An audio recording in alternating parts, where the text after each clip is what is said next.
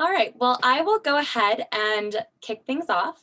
I want to welcome everyone to our webinar, Mental Health on College Campuses During a Pandemic.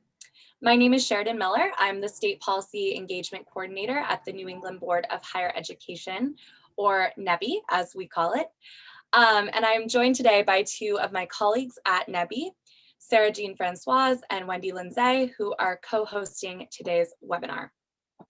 We are also pleased to collaborate with the Western Interstate Commission on Higher Education, or WICHE, on this important webinar. NEBHE and WICHE are two of 4 regional higher education compacts here in the United States, focusing on higher education policy, access, opportunities, and interstate collaboration. WICHE also has a strong history of working to support mental health in their region. Before we begin, I just want to go over some basic housekeeping. Please feel free to use the question and answer box to ask any questions that you might have during the course of this webinar. We will be addressing all of the questions to our panelists at the end of the webinar.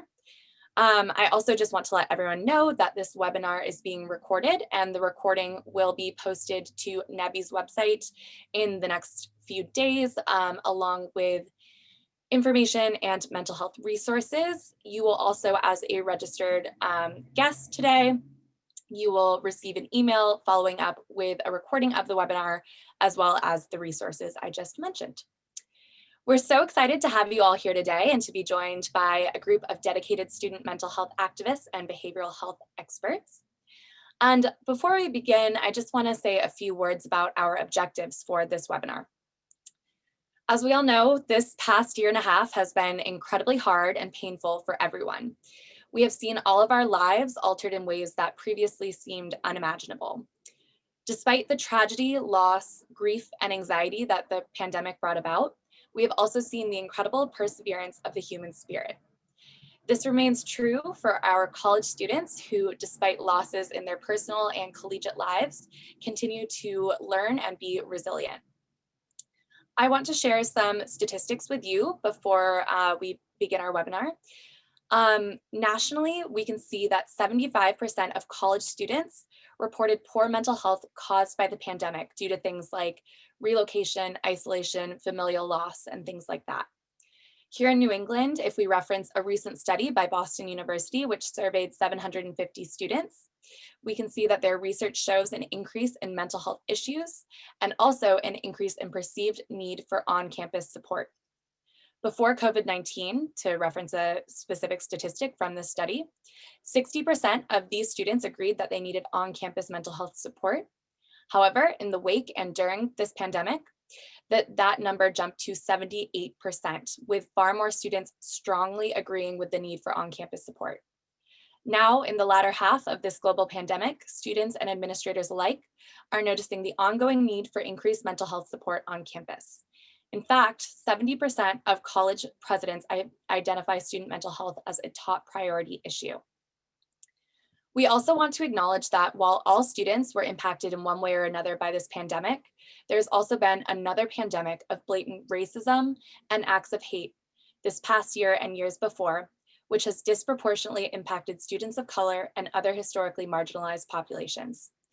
Our speakers will address these unique challenges and hopefully give us a better understanding of the mental health landscape on college campuses, as well as tools we can use to continue to build support for mental health on campus. With that, I will pass it along to Genevieve Berry and Patrick Lane of WICHE to share some data that they have gathered about this important issue. Pat and Genevieve, take it away. Sure. Thanks so much, Sheridan. And thanks everyone for joining us today. As Sheridan mentioned, I'm Patrick Lane. I'm the Vice President for Policy Analysis and Research at WICHE. And usually when we give presentations, we spend a bit of time explaining what exactly WICHE is, but I think Sheridan has essentially covered that. We are the NEBHE of the West with 16 members. We range geographically from the Dakotas all the way into the Pacific to include Guam, the Commonwealth of the Northern Mariana Islands, and as of next month, the Republic of the Marshall Islands.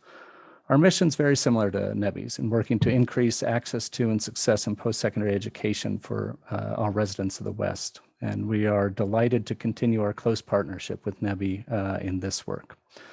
And without sharing too much about WICHE's inner silos, I'll share that I manage our post-secondary education policy work. And WICHE also has a separate behavioral health unit.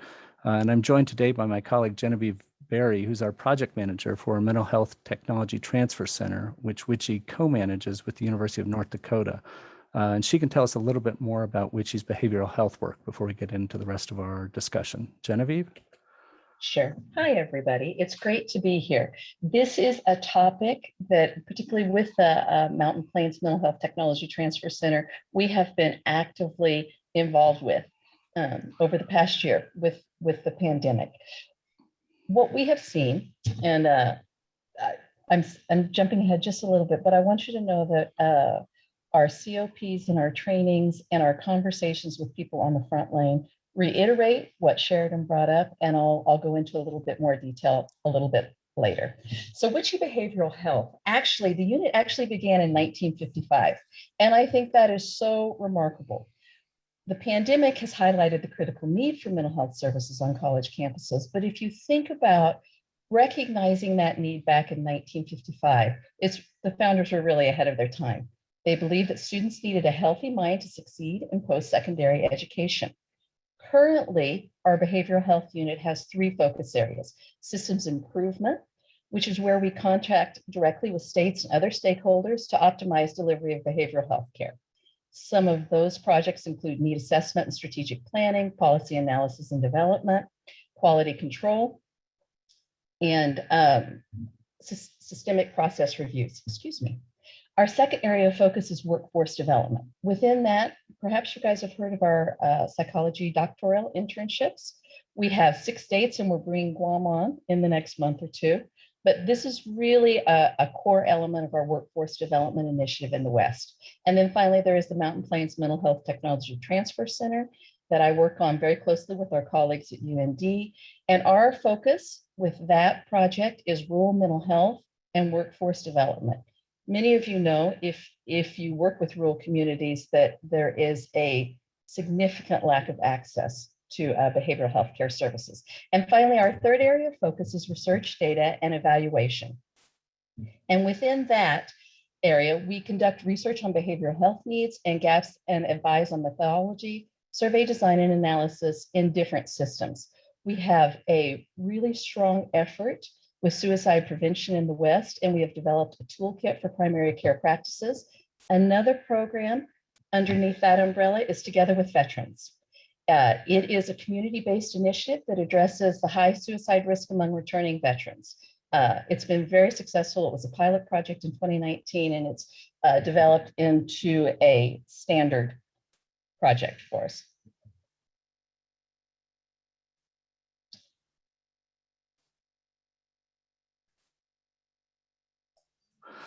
Thanks, Genevieve. So the focus on mental health in higher ed is a crucial and important question, and something that was important before the pandemic. I think the data that Sheridan shared just underscores how much worse COVID-19 has made it.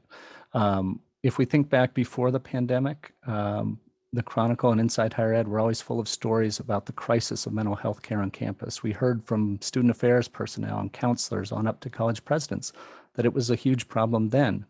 Now, as Sheridan mentioned, you had a massive pandemic that disrupted most facets of life, inflicted huge amounts of trauma, and disrupted student support networks and care options. And we've essentially taken a very difficult and tough situation and made it that much more difficult and tough. Pointing to the data pre-COVID, the numbers were not great. Surveys from the Healthy Minds Network, and we'll share links with this for the information that Sheridan will post, showed about 2 in 5 students affected by significant behavioral health issues such as anxiety, depression, substance abuse, or suicidal ideation. There's also significant variance depending on the assessment tool and the data collection methods you use, with some estimates ranging much higher. The data also show that students are not, for a whole litany of reasons, generally accessing care to treat these issues, with only about 2 in 5 of those affected receiving care. In higher ed policy discussions, we tend to focus a lot on completion rates, and mental health issues, particularly the untreated ones, are a significant factor in students stopping out. And while I think it's important, to talk about the completion puzzle and ways we can improve that, I do think the imperative for serving students with quality mental health care goes well beyond completion percentages. It's simply the right thing to do. It's just sort of a bonus that if we do help these students, they'll be more likely to complete. And the last bullet on this slide points to the important equity concerns that Sheridan raised. There's substantial variation in the prevalence of mental health issues across race and ethnicity and income status. There's also great disparities in the access to care across different groups. Variations by race, ethnicity, income, and by the type of school you attend, which can magnify the inequities by race, ethnicity, and income. As you might expect, care is often less available at two-year campuses where low-income students and those from underrepresented racial and ethnic groups are more likely to be enrolled. So as you dive more into the data and the research, there are many different layers to peel back. As one example, the Healthy Minds survey shows some data on self-reported perceptions of stigma associated with mental health issues and in stigma for receiving mental health care. And there's also substantial variation by race and ethnicity here. Perhaps not surprisingly then, students from backgrounds that are less likely to be receiving care, in particular Black and Asian students, report higher levels of perceived stigma associated with mental health issues. So this is a complex problem and not one that's necessarily easy to solve. As we set the table for what I think are going to be some terrific panels following us, here are a handful of issues that we see as important to consider for policymakers and the state system and institutional leadership. Funding is obviously at the top of the list for many people. It's a hugely expensive proposition, and there aren't necessarily a lot of shortcuts, although I think there are some quality practices that campuses can talk about. And we can talk about some of those in a second, but funding is obviously near the top of the list. Genevieve mentioned workforce too. In many settings, we see difficulties for institutions and communities, particularly in rural areas, to secure enough highly trained workforce to provide mental health care. So that's a crucial one. The issue around care for students learning at a distance was sort of a niche issue prior to COVID. As COVID struck and everybody went back home, this sort of jumped onto the front burner for everyone. State licensing is a very difficult topic, and with all the different providers involved, many of whom are licensed by completely different offices in states and only licensed to practice in their state, it becomes a very difficult thing to sort out once students went home for the pandemic. We have seen some successes in this area, and this is something that could be its own webinar topic, so I won't go into it too much now. But there were a couple of states that were able to set up emergency authorizations very quickly and easily that enabled students returning to their states to receive care pretty quickly. Stigma, as I've already mentioned, is something that institutional leadership must focus on. Providing sufficient care is a necessary first step, but you also have to make sure that students are able to access it. And stigma is a very real and very difficult barrier. Depending on the institutional setting, there are also a huge variety of providers, including counselors, clinicians, doctors, and others. At some institutions, there may be a relatively strong and seamless provision of care, while other institutions may be knitting together care from some on-campus staff combined with local city or state resources in their communities. And last, and this is the situation we'll talk a good deal about, but what does the very act of returning to campus mean for students and for the provision of mental health care? It's looked very different everywhere. What will it mean for students, for faculty and staff, and how can we provide the best possible behavioral health supports for all those who may be impacted and who may not realize they've been impacted at this point? But that will definitely come to the fore, I think, as more and more students get back into a seemingly regular education this fall. Genevieve? Sure. So the key issues for students in having conversations with our folks on the front line, and so I'm talking about mental health providers on college campuses, directors of student mental health centers on college campuses, local behavioral health and community centers in small towns. What folks talked about was that anxiety and depression are not new for college age students. We've known that that is a concern and needs to be addressed on college campuses, but what they're seeing are new sources of the student anxiety and depression since COVID. And so that falls into a couple of different categories that I've listed here. First and foremost was the increased isolation on campus, the lack of connection to anybody. You have students in their dorm rooms all alone, not being able to date, not being able to connect and meet with people and date has been a big concern that many students have reported. There are also fewer RA staff on floors, so there are fewer eyes on particularly incoming students that can reach out and offer a hand or recommend services. And it just all works to increase the isolation, the sense of isolation. For those students who moved home, there are family conflicts, right? Living at home, sometimes that's escalated. I had one counselor tell me that with one patient in particular, her parents kept Zooming her Zoom session. So they transitioned to a Zoom therapy session, but the parents were so intrusive, they just kept walking through the room or stopping to offer comments. On the other hand, there are other students that are also reporting an overdependence on parents, and there's heightened anxiety about returning to campus without having their parents there to help them or assist them or provide emotional support. There is the other issue with family conflicts, and that's lifestyle choices, particularly for our LGBTQ students, and the concerns that they have and the tensions that they are living with. That all feeds into a difficulty with technology. I was so surprised to have counselors say this, because I think we all know that students are very savvy with technology, but many report being overwhelmed with the transition to online. There is a lack of motivation, which goes back to, I think, a feeling of being isolated, but particularly with the asynchronous classes. They're not watching, they're not participating, they're not completing their classwork, they're burned out on Zoom.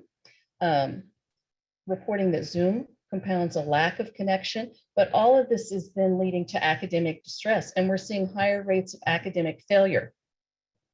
So it becomes a feedback loop then, right? You're depressed and you're anxious, you're alone, you don't have a connection. You don't want to participate in classes, you're tired of technology. That leads to higher rates of academic failure, which then leads to a sense of unaddressed grief and loss. And that has to do with many students that are surprised or disappointed in their college experience. It's not what they expected. There's a loss of hope. There's a loss of purpose, feeling like, what am I doing here? Why am I here? Which is then compounded for many students who have had family members and friends that have died from COVID. So these factors have created a really increased level of need for mental health services, and it makes it difficult to address, because when we go to the key issues for staff,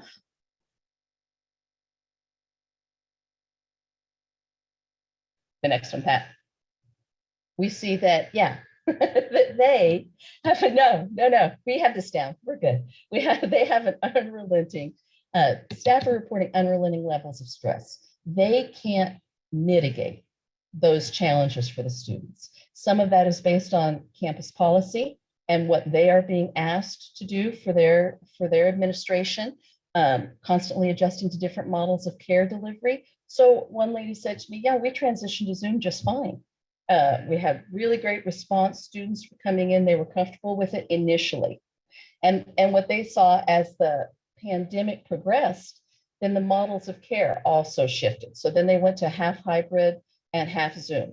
Students had difficulty adjusting to that. Then they went back to Zoom. Now they're going to be on campus this summer, which also creates a great deal of concern and tension for people individually. Budget shortfalls have been a huge issue for our mental health delivery services on college campuses. And then there's the personal safety and impact to family and friends. In the West, there is a wide variety of policies around masks and vaccines and what you have to do and what you don't have to do. And so for the staff, it is creating a great deal of stress. I had a really good conversation with a university director of a student mental health center, and she said to me, Genevieve, I have been working exclusively as a college mental health counselor for the past 20 years. And she said, and I'm going to tell you, by far, this is the worst year I have had. And we are anticipating, when students come back, higher levels of need. particularly she feels around the unaddressed grief and need. She said it's like PTSD from a pandemic that hasn't ended, and people don't know if it's ever going to end, really. So the high degree of uncertainty, the mixed messages they're getting about protocol, and just a sense of loss of direction and purpose are what our workforce people are seeing on the front lines and reporting.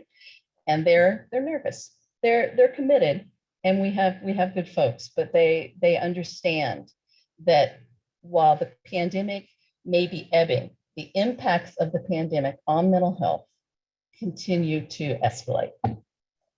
And so I think I've been with WICHE for about 2 years, and I find it again just so, it's such a privilege to work for a company and an organization that saw this way ahead of time, that recognized the value of mental health on college campuses and for students. And that's what we're seeing in the field.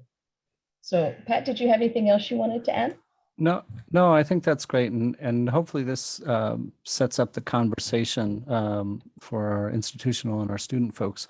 And our contact information is here. The slides will be posted, and Genevieve has some terrific resources available on our different websites. So Sheridan, with that, I would turn it back over to you.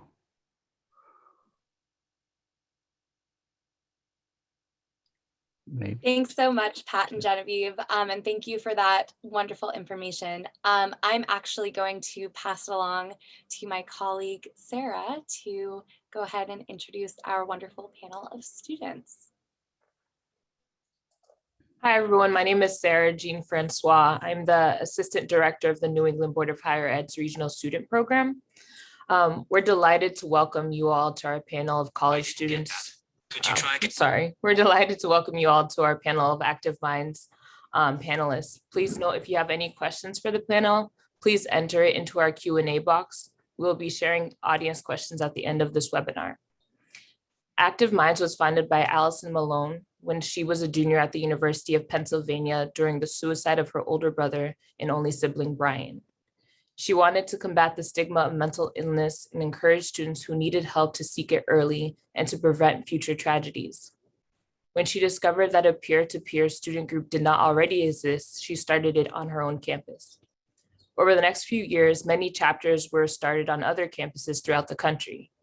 Active Minds was established as a nonprofit organization in 2003 and is now the nation's premier nonprofit organization supporting mental health awareness and education for young adults. There are more than 550 campus chapters at colleges and high schools, impacting more than 8 million students. Our panelists are leaders of Active Minds chapters around New England that have been identified as exemplary. They are Sophia Shea of Boston College, Sydney Wolf of the University of New England, and Liz Siegfried of the University of Vermont. Our panel will be moderated by Kathleen Early, who is Active Minds mental health counselor at Sacred Heart University, where she works with the university's Active Minds chapter. Our panelists will share with us strategies that they've used for peer support on campus, as well as their perspectives on how our campus administrators, faculty, and staff can best support student mental health on campus. I'm now going to turn it over to Kathleen Early. Thank you, Sarah, and the New England Board of Higher Education for inviting me here today and providing the space to have such an important conversation about the mental health needs of our students. It's an honor to be here and an absolute privilege to be able to speak to this panel of students who are not only passionate about the mental health needs on their respective campuses, but who are true leaders and advocates for their peers' mental health.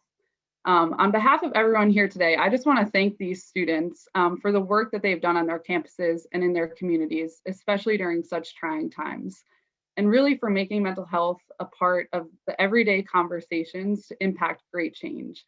You guys, I don't think we can express enough that your perspective today will be invaluable to all those here. And I often say that without our students and their peer-to-peer support, these changes couldn't be possible. So I'm so excited to be able to speak with you guys today. And I think we're all really curious to hear more about the work that you're doing on your campuses. So without further ado, why don't we just jump into it? And so I'm wondering, we have 3 great students here today, and I'm wondering if you guys could share a little bit more about the Active Minds chapters on your campuses, maybe how many members are in each, when they were established, And we'd love to hear about why you decided to get involved in Active Minds. So maybe Sydney, would you like to start us off? Or Liz, sorry. Then you can go.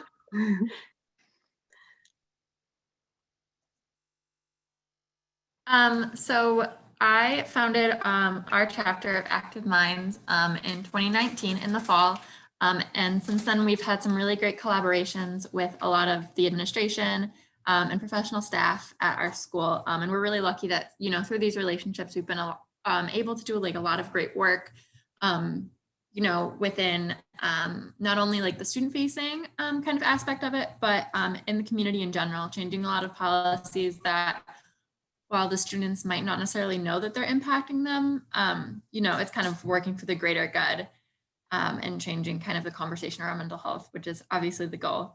Yeah, so it's been really awesome. I think that the most important thing for us has really been developing those relationships and kind of, you know, spreading it across the whole campus, not just keeping it within Active Minds. Mm-hmm. Yeah, I love that, how you're collaborating with others on campus too. That sounds awesome. Liz, what about you? So I'm not sure when we were exactly founded, but in 2020, in the winter of 2020 in January, I actually became president and kind of restarted the club. So it was established, but it wasn't really doing anything for the community, and that's what I really wanted it to be. So through the help of our, I don't know, we have 12 to 15 frequent members now. We've kind of turned it into just focusing on the mental health of the people that go to focusing on the mental health of the community. And I work for NAMI Vermont, which is the National Alliance on Mental Illness. So I actually found Active Minds through that. And originally, as part of my internship, one of my goals was to reach out to them, to the Active Minds on UVM campus, and to figure out how we could work together. And it ended up that I became president instead. So it was kind of a weird way to get involved, but we're really growing and we're really focusing on community efforts as well as like personal efforts within the group as well. Mm-hmm. Well, congratulations on your achievements. That sounds awesome. Thank you for sharing. Thanks. And Sophia, do you want to share with us what's going on your campus with Active Minds? Yeah, so our Active Minds chapter started around 3 to 4 years ago. I wasn't the one who founded it, but I joined from pretty much the very beginning, and now we have around 160 members registered under my BC, which is the student org registration.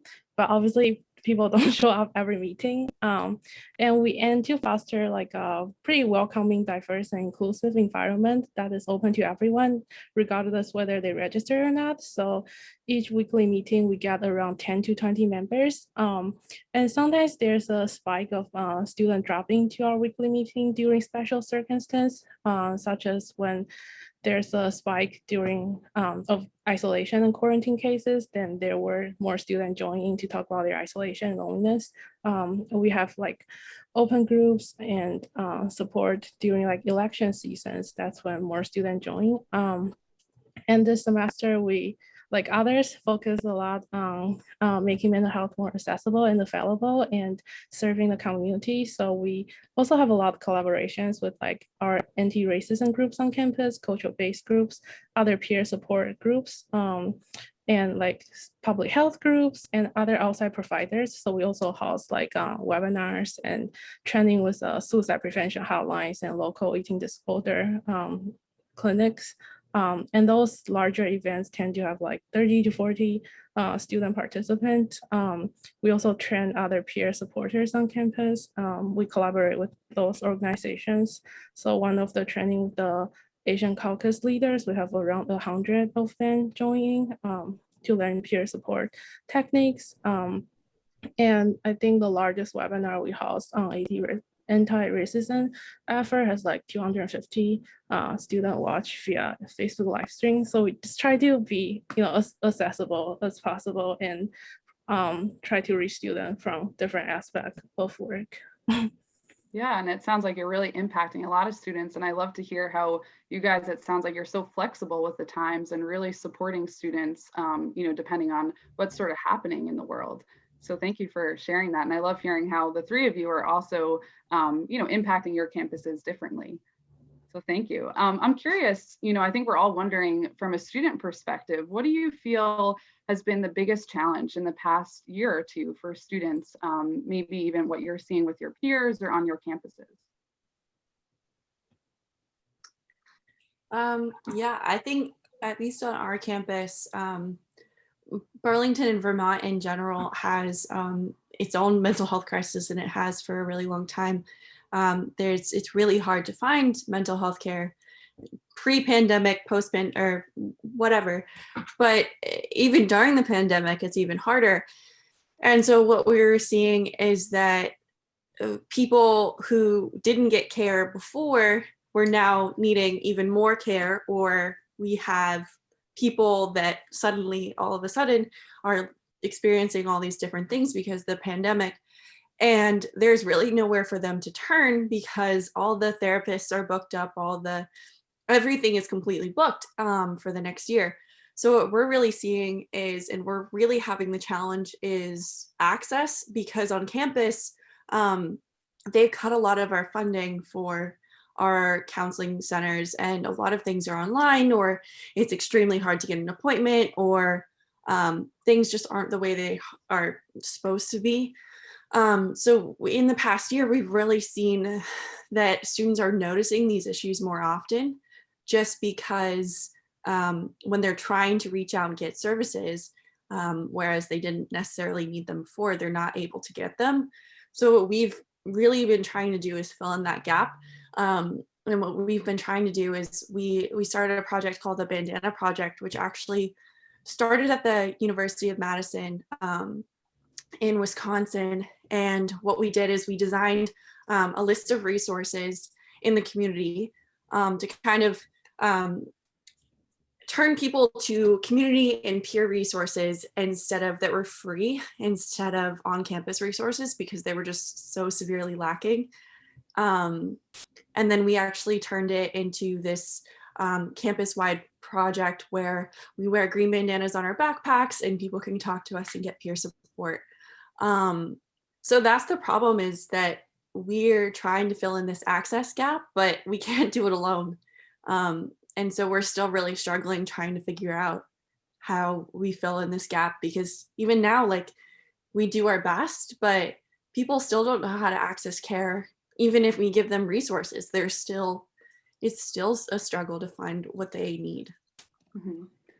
And I think it's so hard to hear about, students wanting help and not being able to get that for themselves. But I think you really bring up such an important issue that needs to be talked about. So I really appreciate you sharing that, and also how, fantastic and amazing that you guys have been able to also offer this peer support. And there's so much value in that.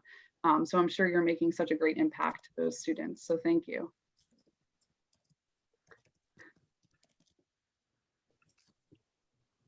What about Sophia? What do you think has been maybe the biggest challenge for students this past year or so? Yeah, I guess I echo a lot of points that has already been brought up by Patrick and other panelists. So we did we do a virtual share board that we ask students about what's their biggest challenges, and we also collaborate with Link on Me, which is a 24/7 anonymous peer text line on campus, and we analyzed around 300 conversations that we received from students, and that kind of identify similar things like uncertainty and anxiety around COVID and the institutional and national level policies, feeling of isolation during quarantine, especially on a residential campus where students really have FOMO, fear of missing out if they are to be mandated for quarantine. International students and out of state students, they feel maybe disconnection with campus support, time zone difference, issues with housing, and travel restrictions. Some international students say they have issue with visas and things like that. We've heard first year students and transfer students saying they're having more challenging finding a sense of belonging and navigate like building a community for themselves. And issues like access, like what everyone mentions, to service with local providers, issues with having a private location to do therapy, technology difficulties. And we also recognize, I think, the pandemic impacts students differently based on their backgrounds, their experience, and their identities. So some students face more challenges on top of the pandemic. There's all the political polarizations and all the racial traumas that continue to perpetuate and impact students' mental health. But I will say, I think I personally really appreciate our campus for being responsive and having open dialogue with students. For example, I think our counseling center was very willing to join our webinars. We had a webinar on teletherapy and access to mental health services. For Active Minds, our goal is really just to bridge the dialogue between students and the campus admins and making the existing services more available and more aware, making students more aware of those services. And we also see a lot of issues that student reflects, like not having a private location to do therapy is addressed by our administrators and by our campus providers. So we do see an impact there by just fostering more dialogue and reflecting student concerns. Mm-hmm. Yeah, well, thank you for sharing that. And I think being able to bridge that gap and normalize it a little more, it sounds like, is something that's been really successful on your campus. And Sydney, do you have anything to add to that? I think just like everybody said, unfortunately, it was just kind of the straw that broke the camel's back in a way that, you know, if anyone was struggling, and I think we're all struggling in different ways and have been, you know, struggling, and then have something like this with the isolation and just like the overall stress and anxiety that came along with the pandemic. I think it just continued to put a strain on the resources that we had on campus, but also kind of in a different light, gave an opportunity for students to kind of use their voices and put some language to what they were feeling, like, hey, you know, now that it's kind of become something that's a little bit more normalized because we're all experiencing this isolation and this kind of constant anxiety and fear, you know, kind of was an opportunity for students and the administration at school just kind of come together and be like, hey, this is what's going on. We're all going through this. And, you know, able to empathize with students that may have been experiencing those kinds of things before the pandemic. So I think it was just, you know, it was a challenge for sure, and it will continue to be a challenge. And going forward, I think hopefully we'll kind of learn from it, and that, you know, better ways to provide resources to students, even hopefully when this pandemic is over and we're not all experiencing this. Just continuing support for students in different ways. So. Mm-hmm.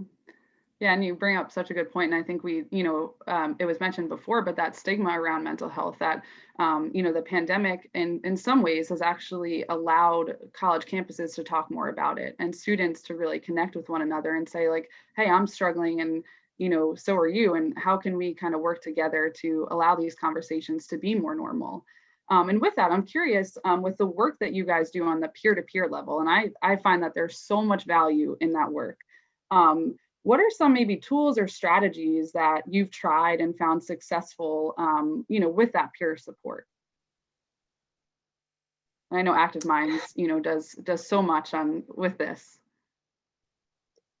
Yeah, I mean, I think on a group level, like when we have our meetings, we make sure that we do a check-in before every meeting. So we take 15, 20 minutes, or even the whole meeting, depending on what's really going on, to figure out where everyone's head's at, offer advice, offer resources, things like that.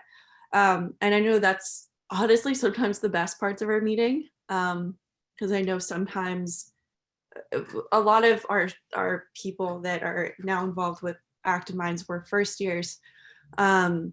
And so they just felt really isolated, and they just didn't really have anyone that they could feel comfortable talking to. And so it was really great to develop this space that we talked about everything and anything, and people felt comfortable. And sometimes this would be the only space that people felt comfortable in.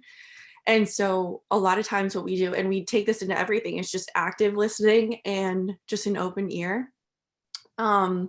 We have de-stress nights that we plan on campus, and that's the same thing. We just really try to be there for students, because I wish I sometimes went to BU or one of your other schools, because they sound great, but we're just really lacking in support. Like, we have signs on campus that are like, "Are you stressed? Drink water." Like, there's just some of the things that just go over.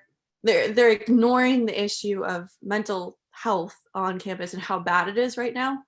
And so we're really finding that if we're reaching out to people and we're offering that support, people will come take it in any form possible. So like, we also have an Instagram page that we run called Active Advice, where we just offer, it's just an advice page for students to students. So we're really finding that students are turning to other students for advice, because they're just really finding that the university is just completely lacking, and it's not giving them the support they need. So we're just by giving them the space to talk, they do. And that's the great part. Mm-hmm. Yeah, and really meeting each other where you're at and validating each other. And I think there's, like I said before, so much value in that peer-to-peer support, because you're all going through obviously similar things. And I think, it sounds like you do a fantastic job to really give that safe space to other students to connect to each other and really be heard, seen, and valued. And I think that's a lot of what our students want. So thank you for sharing that.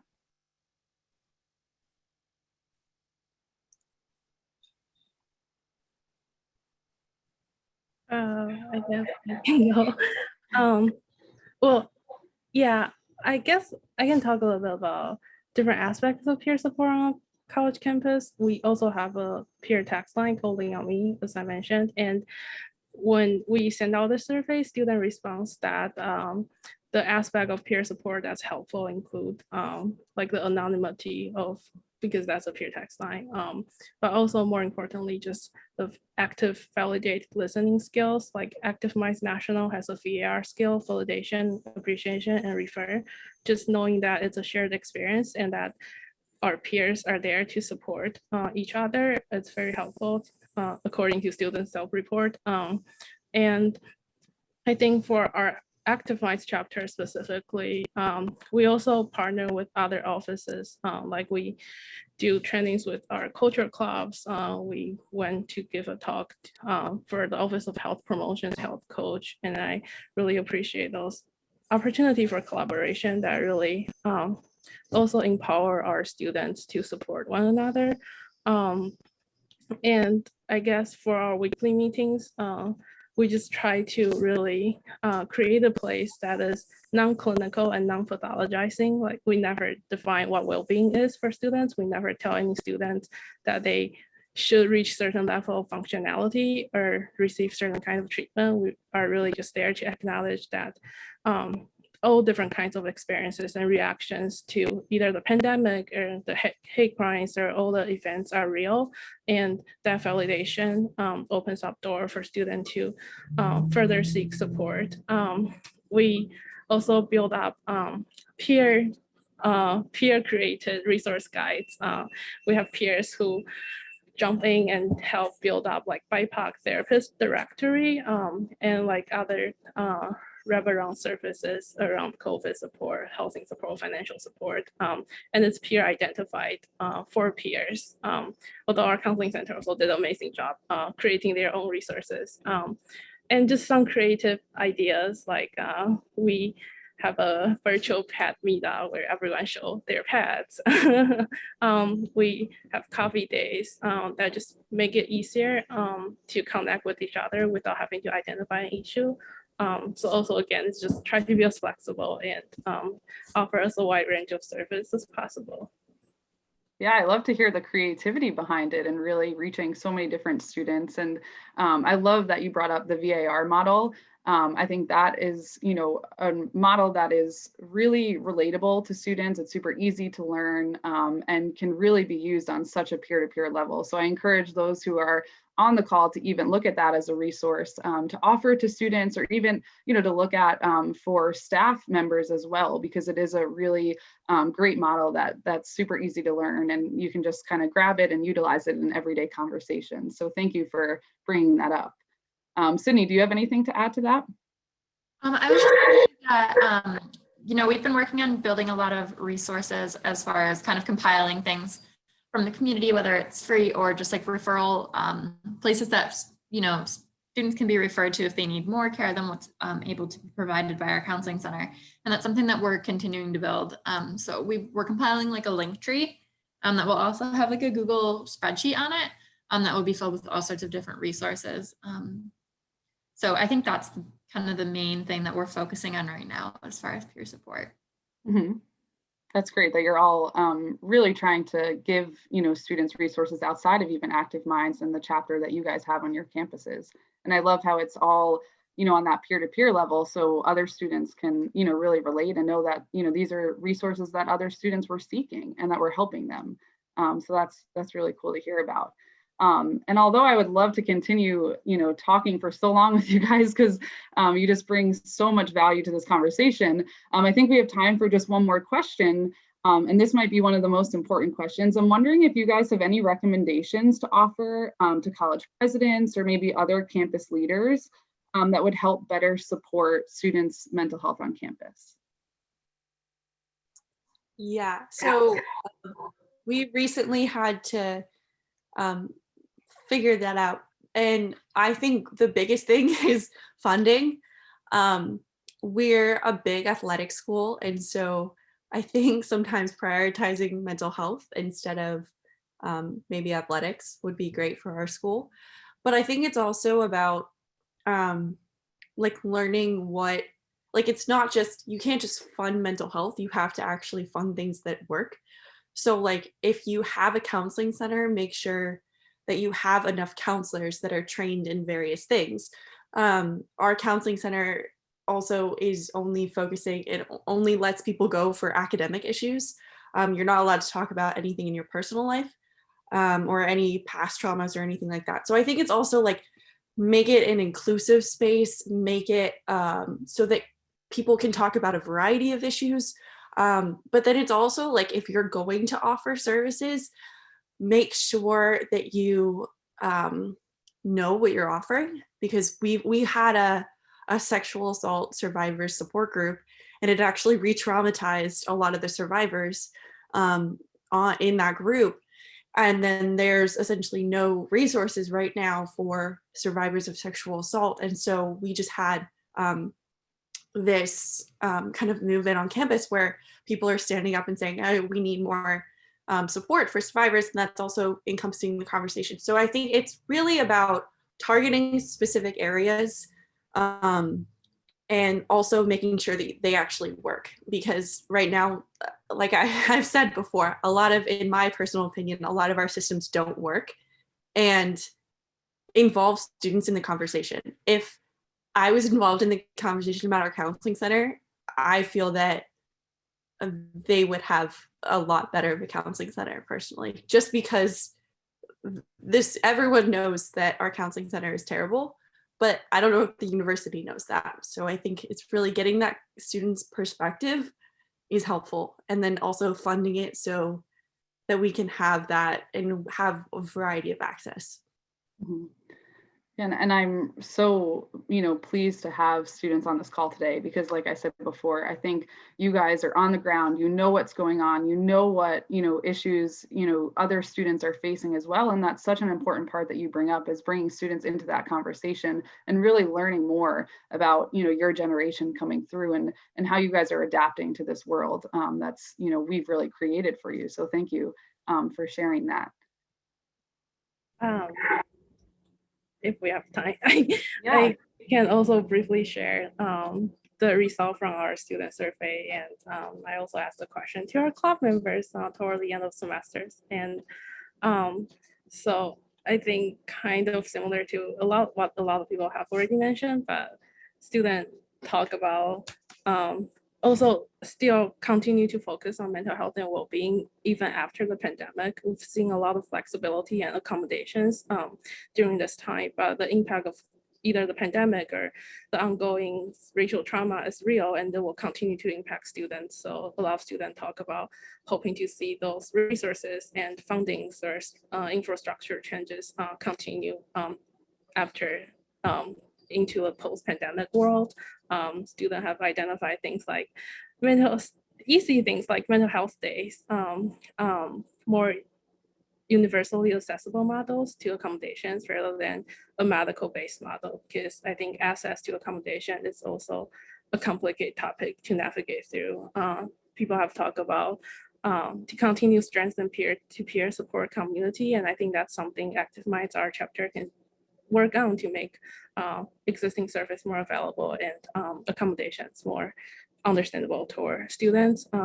Students have talked about we can continue to have more outreach effort to underserved student populations, address intersectionality issues, and also in our own Active Minds board, up to the institution to continue to diversify the leadership roles and acknowledging intersectionality issues and various types of stigma, whether it's perceived stigma or personal stigma, internalized stigma, those that affect students' mental health and their help-seeking behaviors. I think students have talked about to better integrate mental health inclusive language into curriculums and just train professors to better understand mental health. And I think Active Minds National has an entire programming page that also focuses on this aspect over the past year. And some more also creative programmings like having a therapy dog in counseling center would be a good idea, or having a hedgehog, whatever the animal is. And I think another aspect is students do talk about better train first responders to response to crisis, better training de-escalation skills, cultural competency, which is training that is going on, but we can always do better. So yeah, those are students' voices. And I think I echo what has been brought up, just continue to have more transparent dialogue with students. Oftentimes students just want to feel like they're being heard and that the policy doesn't come from top down. So yeah. Yeah, and you shared so many really good points, and I hope that what we can take from today is that what we learned through this pandemic is something that we can continue to support our students, in the following years to come. And I'm in full support of the therapy dog, so I like that idea, or the hedgehog, whichever one works. And just for time, I think we're going to have to wrap up, but I do just want to echo what we've been saying. I am in true awe of the three of you. I think you are just absolutely amazing individuals, and the work that you do on your campuses is something that we all need. And I wish you guys the best of luck next year.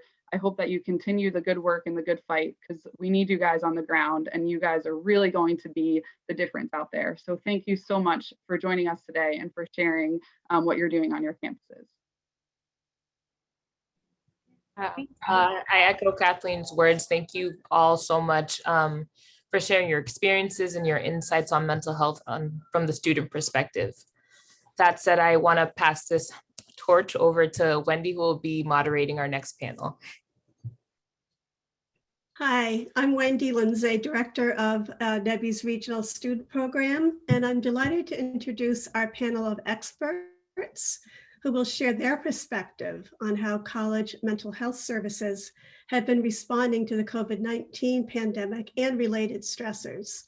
Laura Murphy is the Associate Dean of Health and Wellness and Director of Counseling at Worcester State University.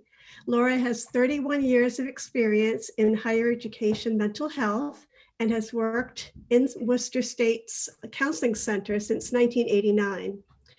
Craig Burns is the Director of University Counseling Services at Boston College. Craig has worked in college mental health for the past 16 years and as director has focused on increasing accessibility of mental health services for students.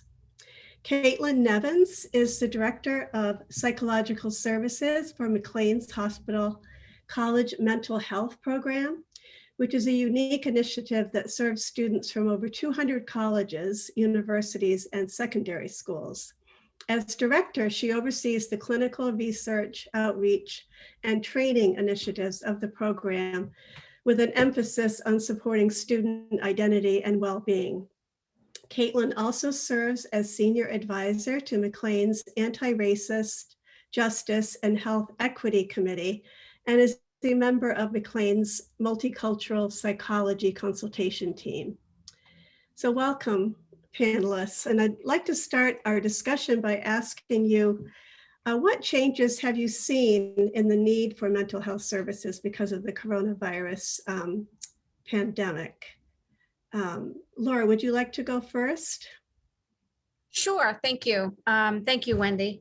So, this year was obviously an interesting year. When we flipped to remote a year ago, March, for the second half of our spring semester, we saw our numbers drop because students were really focusing on the whole remote world of academics. And, we also know that a lot of our students really didn't want to access counseling remotely.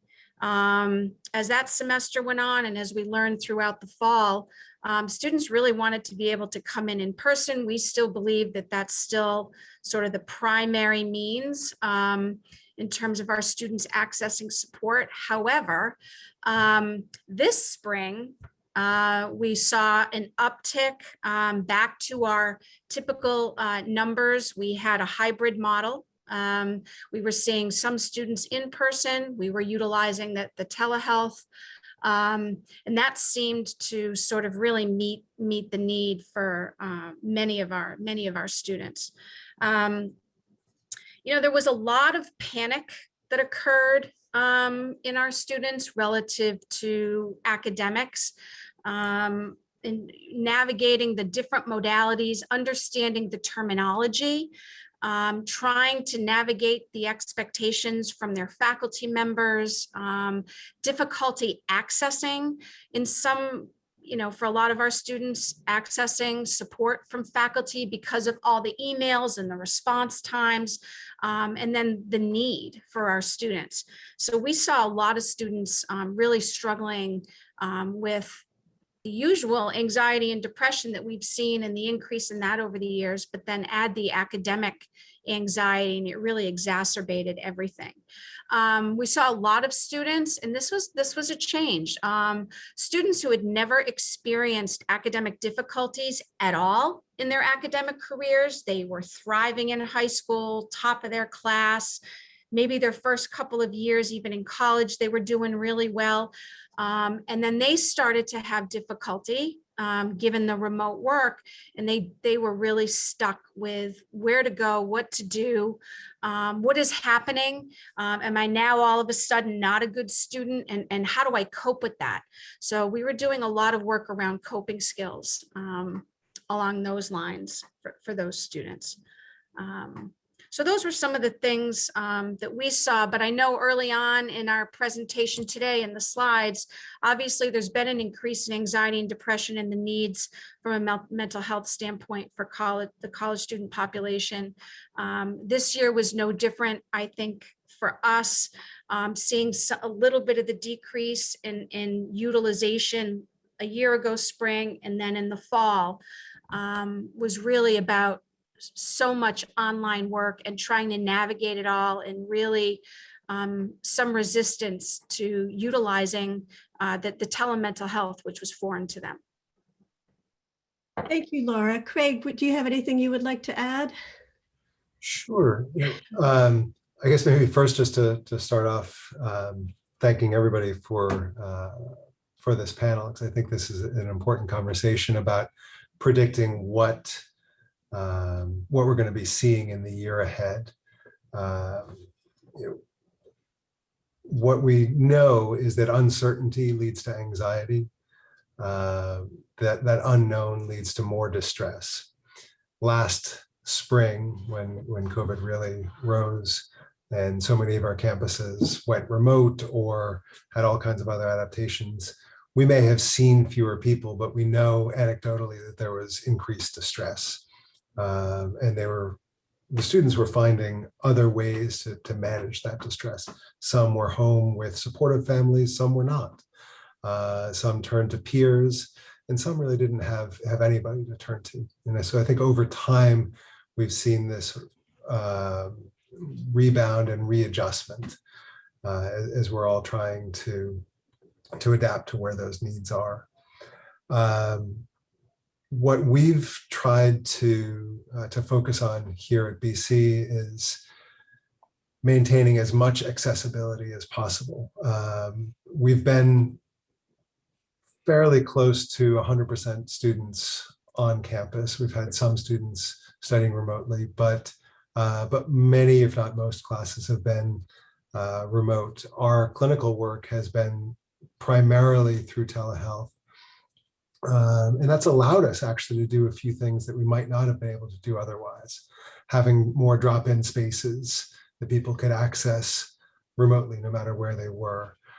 For example, we've also been able to have some more collaborations and coordination with other, whether it's student groups or faculty and staff groups. And I really appreciate Sophia's comments and mentioning about a lot of the work that we've done together, and that she and the Active Minds groups and other student mental health groups on campus have brought up and really developed those collaborations. So that's really been important to the successes that have happened and that we hope to continue carrying forward. Caitlin, how about you from your vantage point? Yes, sure. So in addition to everything that was mentioned, the data at the beginning of the presentation and everything the student representative shared, I would say from our perspective in the college mental health program, we tend to use the bioecosystem when conceptualizing a student's experience and how that interacts with their identity. And about a year and a half ago, I would say it was more common that students were coming in at that individual level, what was going on at the individual level of their ecosystem. And we've really seen that has rippled out. So into the micro, macro, and exosystem, that students are now coming in more with global concerns, with what's going on at the national level, internationally, of the anxiety of the COVID-19 pandemic, the fear, frustration, but also hopefulness of the Black Lives Matter movement, that more and more we're seeing students still, of course, have their individual levels of mental health concerns, but also coming in first and foremost with what's going on an international global scale, which makes a lot of sense, particularly for those students who have been removed from a campus residential bubble that are now really experiencing everything outside of that in a different way. So I think that's been really interesting. And it's wonderful in some ways that they're so in tune with what's going on in the world. And it's a lot to manage when they're also completing finals and navigating remote learning. So that's one change that I think we've seen.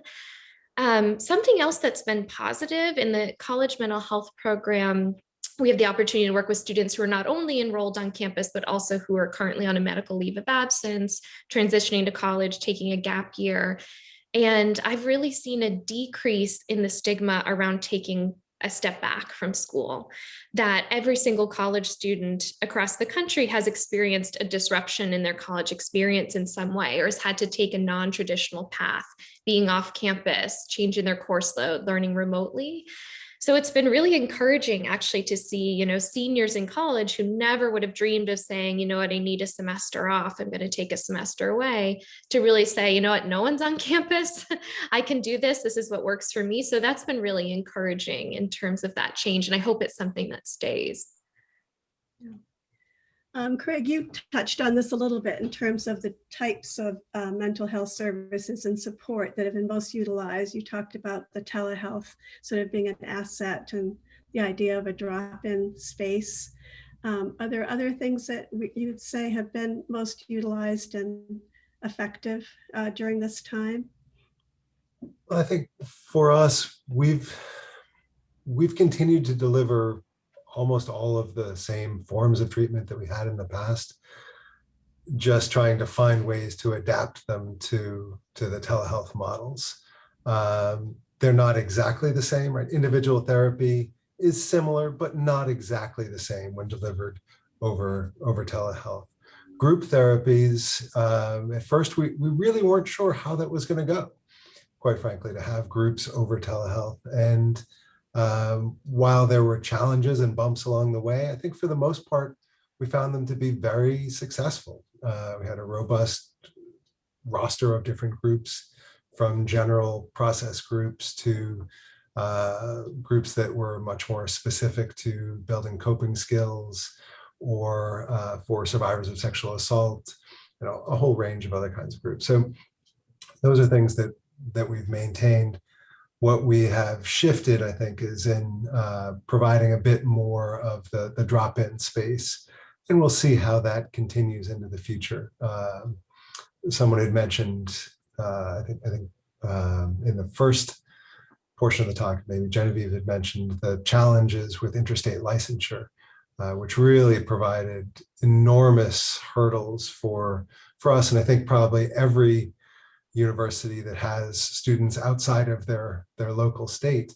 And so we've had to find ways to try and work with temporary licenses, but those are all fading over time. So it's necessitated in some cases partnering with other organizations and institutions, signing contracts with other outside companies to provide some of that remote service.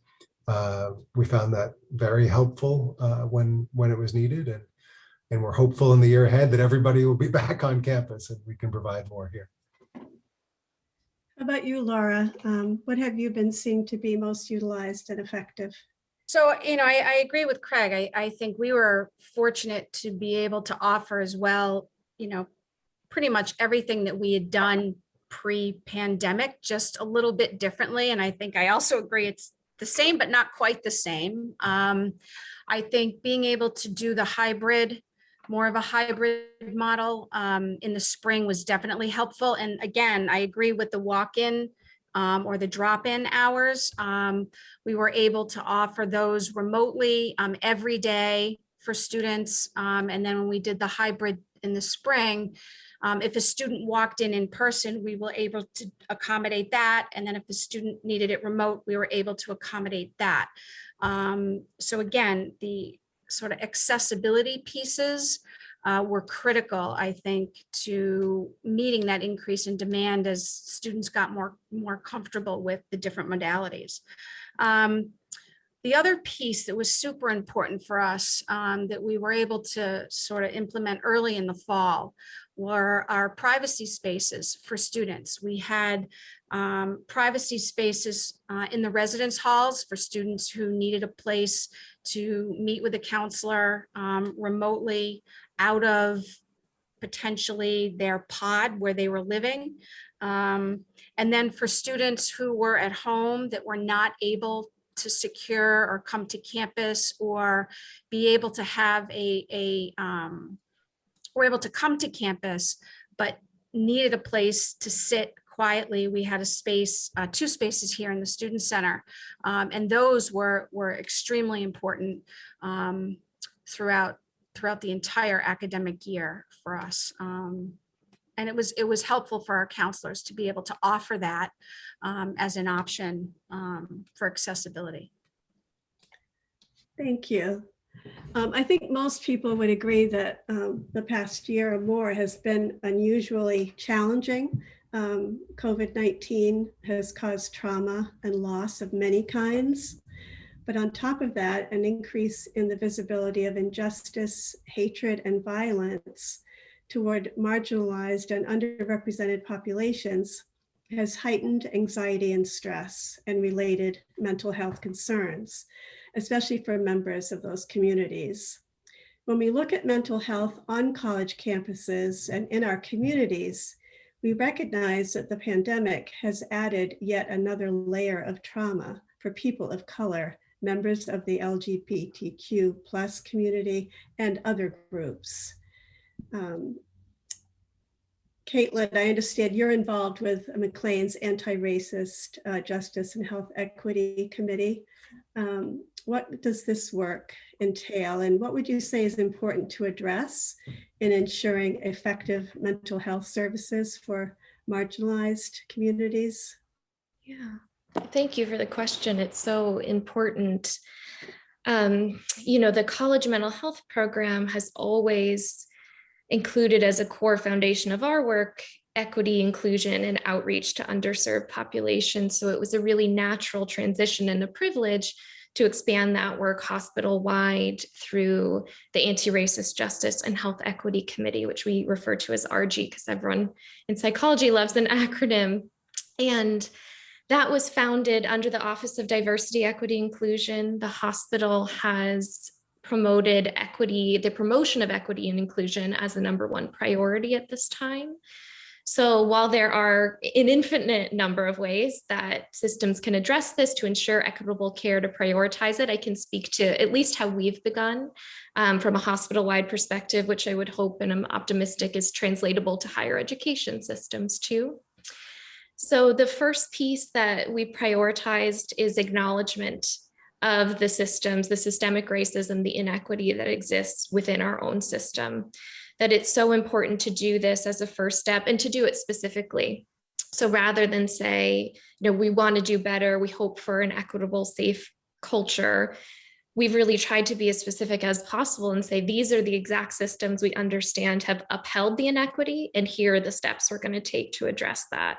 Because the more specific we can be, I think it also fosters a sense of trust that yes, they really see, they get it, what the issue is here, and that they're taking action steps. The second piece of that we moved into was listening.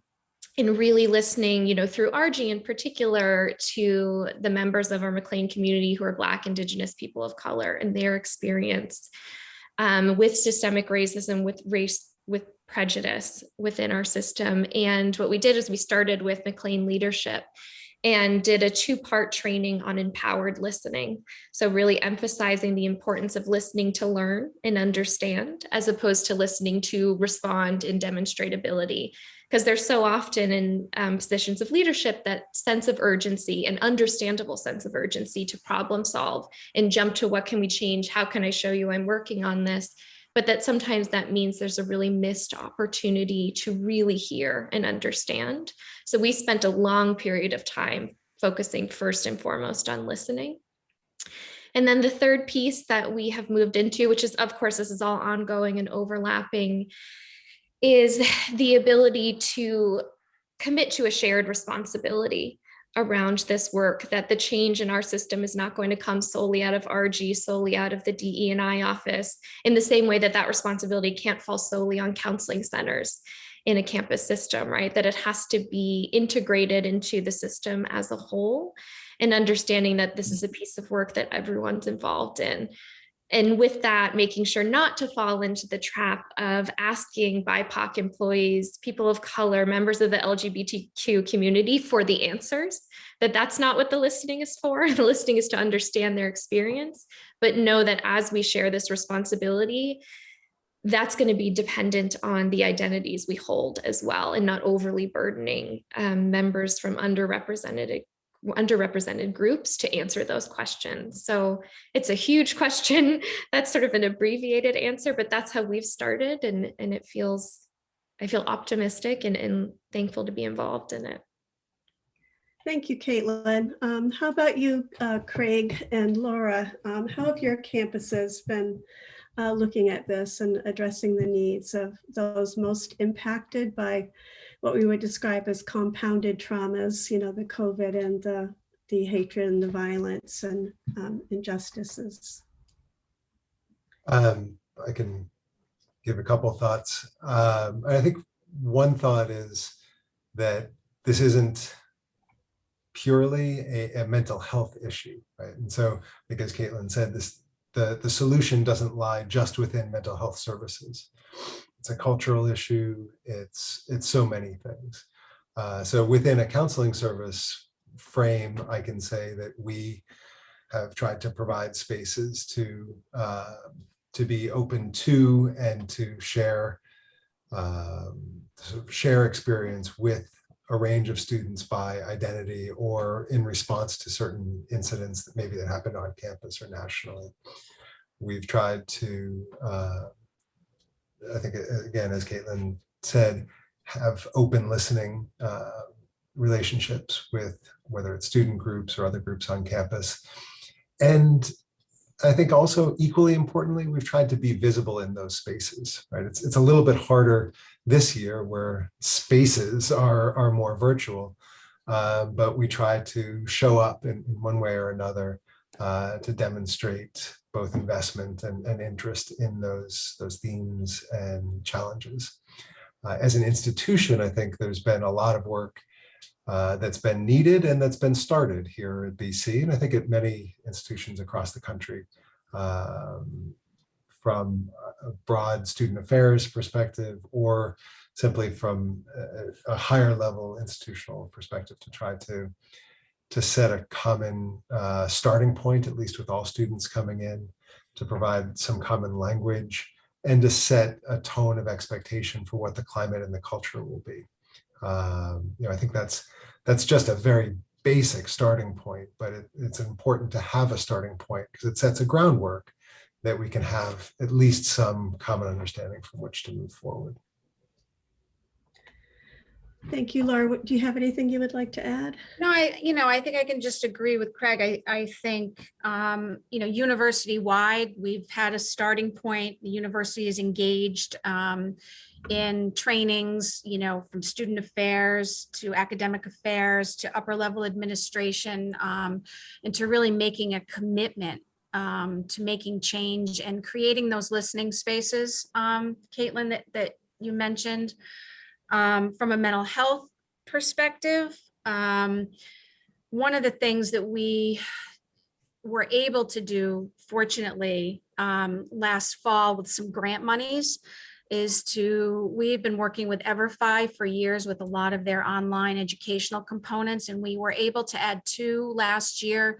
One was the mental health component, and the other one was diversity, equity, and inclusion component for our first year students. And within those components, you have the capability to really customize those programs specifically to your campus supports and resources. So we did a lot of work on the customization pieces and then rolled those out to our first year students. They were required programs. We had the support of administration to require those with some consequence if they weren't completed on time, again, as a way to sort of demonstrate our commitment.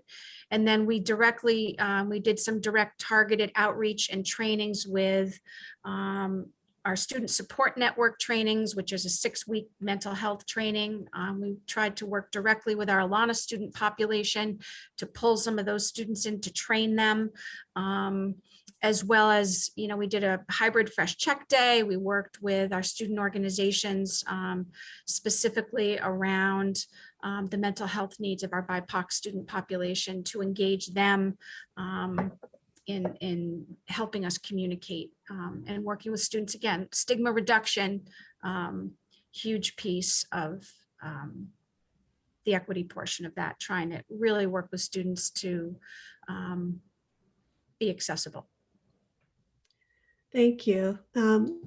So based on current information about reopening plans for the fall, how are your counseling services preparing for students, families, and staff? And what advice would you offer to them, especially people who may be concerned about in-person learning, given the effect of the pandemic on mental health? I can start. Okay.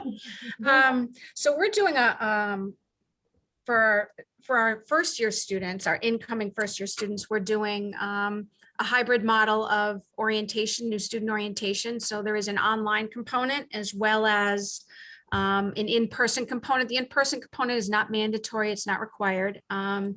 But within those programs, we have a lot of mental health information and transition information within that. So, I would strongly recommend that if campuses are doing those programs for first year students, that families attend and new students attend. We're also doing a remote parent orientation. We had previously done those in person, but we're still going to keep them remote for this year. And many of us from Student Affairs will be on those calls to meet directly with parents who have questions and concerns. So that's one thing we strongly would recommend that for first year students that you attend those. And I think for any student concerned about coming back to campus, if you have not been to campus, I think the summer's a really good time if you can take some time to maybe come to campus and maybe try to walk around, get yourself sort of reacclimated with the surroundings a little bit at a time. And if you're remote and aren't able to get to campus because of the distance, I think to be able to connect with your campus counseling center or to connect with as many people as you can on campus, to connect with those supports early, to start that process is probably best case scenario. I think similar to what Laura said, our first year experience office pivoted quite quickly last year to develop remote orientation, and they in fact found that it worked really well. And so they've refined it, and we're doing something similar this year, which is allowing us to have, in some ways, almost paradoxically, more contact with incoming students about mental health services and just setting that tone in many ways. So, we talk about what have we learned from the pandemic. I think there are some adaptations that have been made in all areas of the campus that will probably continue. I think it also, as Laura mentioned, there's an exposure paradigm that we have to think about, and not exposure to COVID, but exposure to being in person, exposure to being back in some version of what was and what will be again. We're doing that for us, for our staff here in the office, right? We're filtering back into the office and increasing numbers and getting used to the idea of being here together and actually seeing each other and rekindling those positive relationships. So those are important pieces. I think other things that are important to mention and to set as expectations for students is that, we say this in lots of different ways, but it can't be overstated. It's okay to not be okay. I think students and families and faculty and staff as well should expect that there are going to be bumps in the road, and it will be hard, and there'll be anxieties, and let's hope, knock wood, that there's no rebound pandemic, but that, we need to be cautious about health, and it's going to take a little bit of time. So we need to take some time to breathe, take some time to pay attention to little good moments. That's not to ignore the importance of major mental health issues. Of course, those exist, but I guess I always worry when we start talking about crises of mental health, that in some ways implies that it's something that everybody is experiencing all the time and is overwhelming and unable to be responded to. The reality is that most people have something good still in their lives and can attend to that. And we need, in terms of mental health services, to be able to pay attention to those who are struggling at higher levels and those who need a little boost to get back to some degree of better functioning. And finally, to know that people are variably impacted. Some people are impacted more significantly by the effects of the pandemic, or by effects of racial injustices, or by other impacts of various bias and other cultural problems. And we need to be aware that not everybody is experiencing the same thing, and be responsive to that. And I think that means continuing to hold open communication channels, being open to feedback, holding some flexibility, and a willingness to know that we don't know it all, and we may need to adjust a bit as we go, and that will be okay. Thank you. Caitlin, anything you would like to add? Sure, I can add, we work obviously in a slightly different way being a hospital-based program. So we've been thinking a lot about, in the reentry to college campuses, how do we support also the schools in that process? Because counseling centers are working tirelessly to meet the need, but we know that the need for services can't always be met by that traditional therapeutic hour. So really thinking about, we're getting creative around scalable services. We use a model called the Wellness Initiative for Student Equity. And we've always consulted with schools, collaborated with schools to provide trainings around that. And now we're thinking, how do we scale that? As so many of our student panelists had shared, accessibility is key, and they're getting so creative about ways to check in with each other, access peer support, still, of course, utilize traditional counseling centers, but also find that support in other ways. So we've really been thinking about understanding there likely will be an adjustment transition period and an increased need. How do we scale the services that we can provide and support the campuses that are supporting the students as well? Well, thank you, the three of you, Laura, Craig, and Caitlin, for sharing your insights and your perspective as mental health practitioners. It's been really a very meaningful panel, and appreciate you being here. And I'm going to turn it over now to Sheridan, who will provide some closing remarks. Thank you so much, Wendy. And I just wanted to say thank you so much to all of our amazing panelists who were able to join us today. I know that I learned a lot listening to all of you.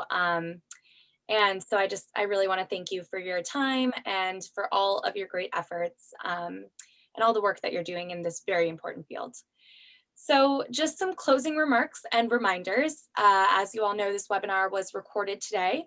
So we will be sending out to all of our registered guests, we will be sending an email with this recording, some resources that were shared today, and some more wrap-up comments. This webinar will also be posted on our website in the next few days, so you can keep an eye out for that. It looks like we have answered all the questions that have been posed today, so we don't have any questions in the chat box that we can answer right now. So I am happy to give you all a couple minutes of your day back today so you can enjoy this lovely weather that we're having. But again, I just wanted to thank you all so much for joining us today. Thank you to our panelists, and keep an eye out for an email coming from NEBHE in the next couple of days. Thank you so much and have a wonderful rest of your day.